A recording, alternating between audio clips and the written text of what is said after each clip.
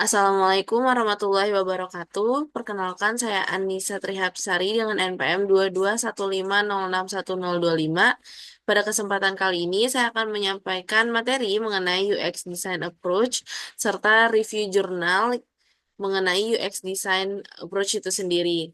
Nah, sebelum masuk ke materinya, saya akan menjelaskan latar belakang dari UX Design Approach. Jadi seiring dengan meningkatnya ketergantungan masyarakat terhadap teknologi digital, kebutuhan akan sistem yang mudah digunakan dan memberikan pengalaman yang menyenangkan menjadi sangat penting. Nah, tidak hanya tampilan visual yang menarik, namun keseluruhan alur interaksi pengguna juga menjadi tolak ukur keberhasilan suatu produk digital.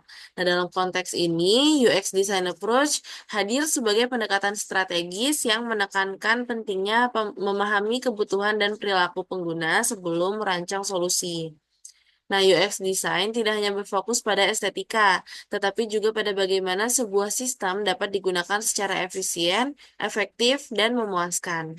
Pendekatan ini melibatkan berbagai tahapan seperti observasi pengguna atau user research, pembuatan persona, perancangan struktur informasi, pembuatan prototipe, hingga pengujian kegunaan atau usability testing. Dengan mengikuti pendekatan ini, pengembang dapat mengidentifikasi titik-titik frustasi pengguna dan memperbaikinya sejak awal proses pengembangan. Nah, untuk memahami efektivitas pendekatan ini secara nyata, maka saya mengkaji sebuah studi kasus penerapan UX Design Approach dari jurnal ilmiah. Studi tersebut membahas bagaimana proses UX diterapkan pada suatu proyek digital, tantangan yang dihadapi, serta dampaknya terhadap kualitas interaksi pengguna. Hal ini sangat penting untuk memberikan gambaran konkret tentang bagaimana pendekatan UX dapat diimplementasikan secara praktis dalam proyek teknologi. Nah, lalu UX Design Approach itu terbagi menjadi empat, yaitu Human Centered Design, Design Thinking, Agile Development, dan juga Design Sprint. Yang pertama, kita akan membahas mengenai Human Centered Design atau HCD, yang merupakan pendekatan desain yang menempatkan manusia sebagai pusat dari seluruh proses perancangan produk, sistem, atau layanan. Tujuan utamanya adalah menciptakan solusi yang bermanfaat, mudah digunakan, dan relevan bagi pengguna dengan memahami secara mendalam kebutuhan, perilaku, konteks, dan harapan mereka. HCD juga dikenal sebagai bentuk evolusi dari user-centered design, namun dengan cakupan yang lebih luas, mencakup aspek sosial, budaya, lingkungan, dan emosional dari manusia sebagai pengguna. Nah, lalu karakteristik utama dari HCD adalah berpusat pada manusia, yaitu setiap keputusan desain mempertimbangkan dampaknya terhadap pengguna akhir. Lalu partisipatif, yang melibatkan pengguna secara langsung dalam proses desain. Kemudian ada iteratif, yang menggunakan pendekatan coba, gagal, dan perbaiki atau prototyping dan testing. Kemudian ada kontekstual, yaitu desain didasarkan pada konteks nyata pengguna oleh pengguna. Lalu ISO 9241-210 adalah standar internasional yang mengatur prinsip-prinsip HCD dalam desain sistem interaktif. Prinsip-prinsip utamanya meliputi desain didasarkan pada pemahaman pengguna, tugas, dan lingkungan, lalu pengguna dilibatkan secara aktif selama proses desain dan pengembangan. Desain diperbaiki dan divalidasi secara iteratif. Proses desain diarahkan oleh pengguna dan mengevaluasi solusi terhadap kebutuhan pengguna. Desain memperhatikan keseluruhan pengalaman pengguna dan tim desain harus multidisiplin. Selanjutnya, di sini terdapat proses tahapan dari Human Centered Design itu sendiri. Nah, di mana tahapan yang pertama itu ada inspiration phase, di mana desainer mempelajari secara langsung mengenai masalah yang dihadapi dengan memposisikan diri sebagai pengguna yang akan memakai sistem, sehingga mengerti kebutuhan dan permasalahan yang dihadapi secara nyata. Lalu yang kedua terdapat ideation phase. Nah, desainer akan berusaha untuk merealisasikan gagasan dan ide yang telah dipelajari pada tahap sebelumnya dengan mengidentifikasi peluang-peluang yang ada sampai merancang prototipe-prototipe yang juga dikomunikasikan dengan pengguna yang akan menggunakannya. Kemudian ada implementation phase. Nah, di mana desainer akan membawa ide dan inovasi menjadi sesuatu yang nyata dan dapat digunakan untuk menyelesaikan masalah yang telah diidentifikasi pada fase sebelumnya. Nah, oke, selanjutnya terdapat em, perbedaan antara human-centered design dan juga user-centered design. Nah, di mana untuk aspek fokusnya, jika HCD itu manusia secara keseluruhan, mengikuti emosi, budaya, dan juga konteksnya. Nah, jika di UCD itu pengguna dan interaksi produknya. Untuk skala, HCD itu lebih luas, jika UCD itu lebih spesifik pada user produk. Lalu untuk aspek pendekatannya, HCD itu multidisiplin dan menyeluruh, sedangkan UCD itu fokus pada usability-nya. Kemudian untuk konteksnya, HCD itu termasuk sosial dan lingkungan, jika UCD itu fokus pada interaksi langsung. Selanjutnya kita masuk ke UX Design Approach yang kedua, yaitu Design Thinking. Di mana Design Thinking merupakan pendekatan pemecahan masalah yang berpusat pada manusia atau human centered dengan menekankan pemahaman mendalam terhadap pengguna, menghasilkan ide-ide kreatif, dan melakukan prototipe serta pengujian secara iteratif. Pendekatan ini bukan hanya digunakan dalam desain produk, tetapi juga dalam layanan, proses bisnis, dan inovasi sosial. Design thinking mendorong para desainer, inovator, dan tim lintas fungsi untuk berempati dengan pengguna, menyusun ulang masalah, menciptakan berbagai kemungkinan solusi, dan cepat menguji serta menyempurnakan solusi. Lalu karakteristik utama dalam design thinking yaitu empatik, dengan memahami pengguna secara emosional dan fungsional, lalu kreatif dengan menghasilkan banyak ide melalui eksplorasi terbuka, lalu terdapat iteratif dengan menguji dan menyempurnakan solusi secara berulang, lalu kolaboratif dengan melibatkan tim multidisiplin dan pengguna, kemudian yang terakhir terdapat eksperimen cepat atau prototipe cepat untuk belajar dari kesalahan. Nah, selanjutnya di sini terdapat em, proses tahapan dari design thinking. Nah, proses ini itu diambil menurut model populer dari Stanford The School yang terdiri dari 5 tahapan utama. Yang pertama terdapat empatis atau berempati yang memiliki tujuan untuk memahami pengguna secara mendalam mengenai apa yang mereka pikirkan, rasakan, dan alami. Metode yang digunakan diantaranya observasi langsung, wawancara mendalam, empathy mapping, dan juga shadowing. Kemudian yang kedua terdapat define atau merumuskan masalah. Tujuan dari define itu untuk menyaring dan menyusun data menjadi problem statement yang jelas dan berfokus pada pengguna. Contoh problem statementnya itu bagaimana kita bisa membantu pelajar SMA yang kesulitan memahami materi matematika secara online.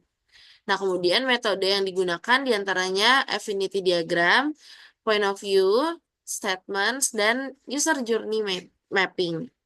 Kemudian yang ketiga terdapat ideate atau menghasilkan ide.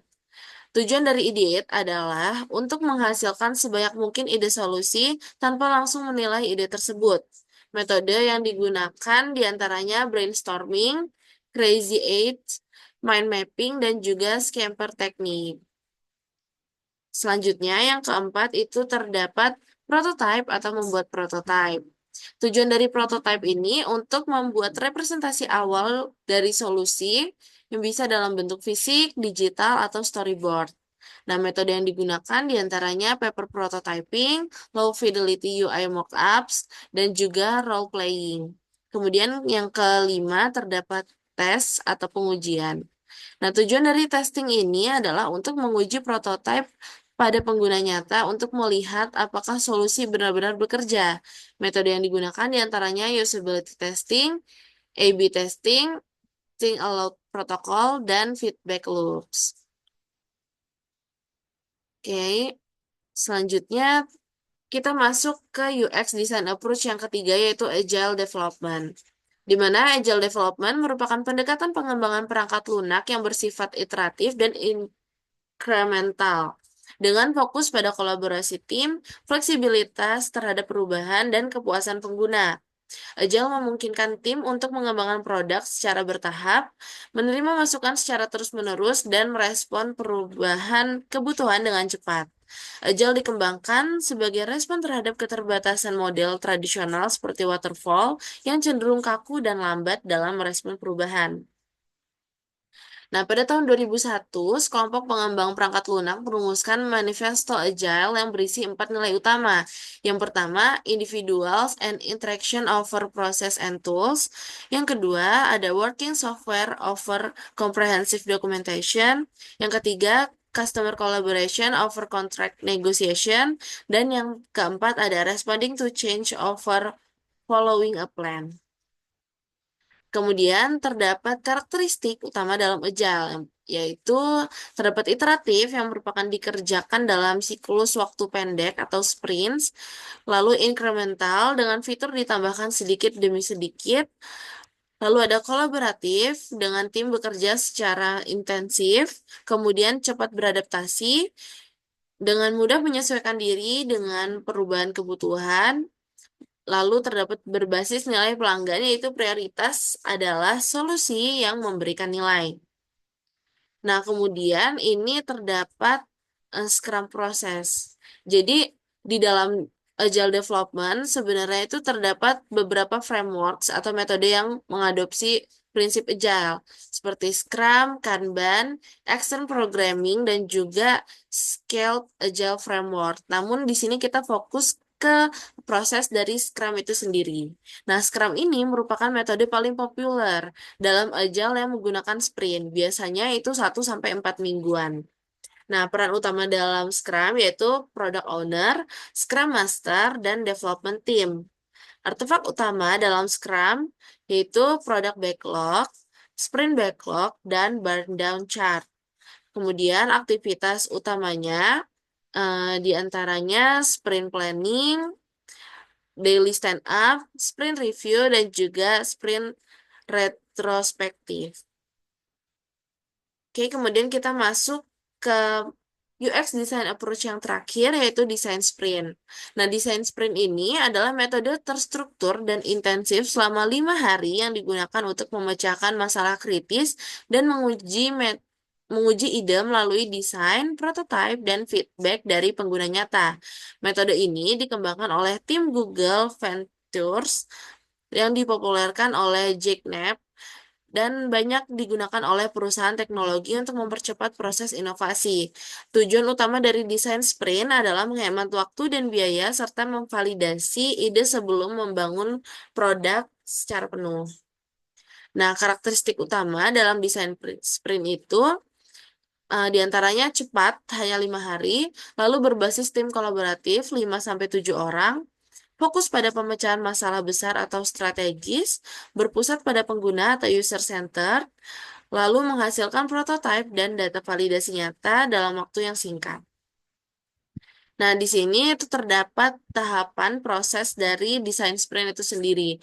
Di hari pertama itu fasenya understand, dengan fokus kegiatannya menyelaraskan tim dengan jadi timnya itu memahami tantangan, tujuan bisnis, peta perjalanan pengguna atau user journey, dan juga wawancara pakar. Lalu di hari kedua itu ada sketch dengan fokus kegiatan mengembangkan ide.